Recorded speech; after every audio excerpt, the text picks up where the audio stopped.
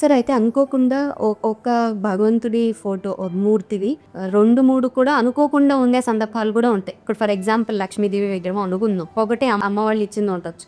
ఒకటి అనుకోకుండా ఏదో గుడికి ఎత్తెచ్చుకున్నది ఉండొచ్చు. ఒకటి ఇంకెవరో ఇచ్చిన సెంటిమెంట్ అయ్యి ఉండొచ్చు. అలా అన్ని ఫోటోలు ఉండొచ్చా? అసలు అన్ని ఉండకూడదు అంటున్నారా? నేననేది ఏంటంటే ఎప్పుడు మొదట నువ్వు సాధనకు ఉపయోగపడి పెట్టుకున్నది మొదటే వచ్చిన ప్రతిదీ ముందు పూజ గదిలోకి పంపించవు. ఫస్ట్ చూడు. లక్ష్మీదేవి ఆల్రెడీ ఉంది. ఆ లక్ష్మీదేవి మన ఇంట పూజలు అందుకుంటుంది. ఎప్పటి నుంచి అందుకుంటుంది? ఒక 10 ఏళ్ళ బట్టి పూజలు అందుకుంటుంది. ఇప్పుడు ఇంకో లక్ష్మీదేవి విగ్రహం వచ్చింది.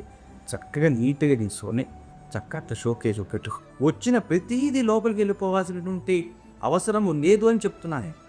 ఇప్పుడు గణపతి ఉంది ఆల్రెడీ, మళ్ళీ గృహప్రవేశం చేసుకున్నాం. ఇంకో గణపతి వచ్చాడు. ఆ తర్వాత 10 రోజుల తర్వాత ఇంకెవరో వచ్చి గిఫ్ట్ ఇచ్చారు. అది కూడా గణపతే. ఇవన్నీ అందులోకి పోవటం అవసరం లేదు. ఆల్రెడీ మన ఇంట్లో గణపతి ఉన్నాడు, అది పూజలు అందుకుంటున్నాడు. కాబట్టి ఈ గణపతిని నమస్కారం చేసుకుని షోకేజ్లో వెళ్ళేసుకొచ్చారు. వచ్చిన ప్రతిదీ లోపలికి పెట్టి వీటన్నిటికీ మళ్ళీ ఉపచారాలు చేయాలని పెట్టేసుకొని నీకు ఇదే సరిపోతుంది, కానీ అసలు ఇక సాగే సమయం అది. కాబట్టి ఇదందరూ గుర్తుపెట్టుకోవాలి.